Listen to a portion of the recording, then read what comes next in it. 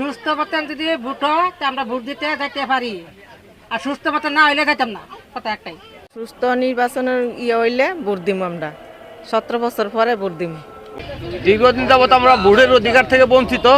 সুস্থ নিরপেক্ষ এবং গ্রহণযোগ্য ভোট হলে আমরা ভোট দিতে যাবো, নচেত তো অনিরপেক্ষ ভোটে আমরা ভোট দিতে যাওয়ার কোনো যুক্তি নাই।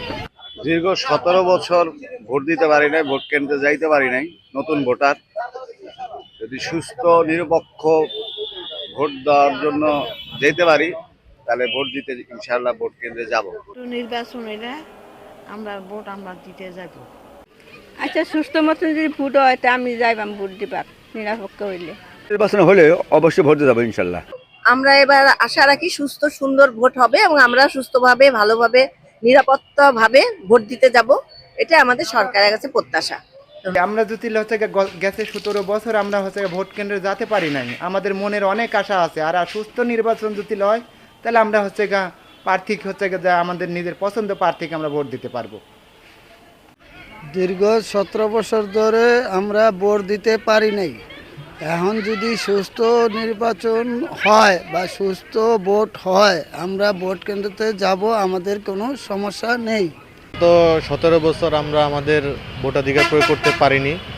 ইনশাল্লাহ এবার আসছে আগামী 12 ফেব্রুয়ারি যদি সুষ্ঠু এবং নিরপেক্ষ নির্বাচন গ্রহণ করতে পারে সরকার আমাদের প্রত্যাশিত, তাহলে অবশ্যই আমরা আমাদের ভোটাধিকার প্রয়োগ করব।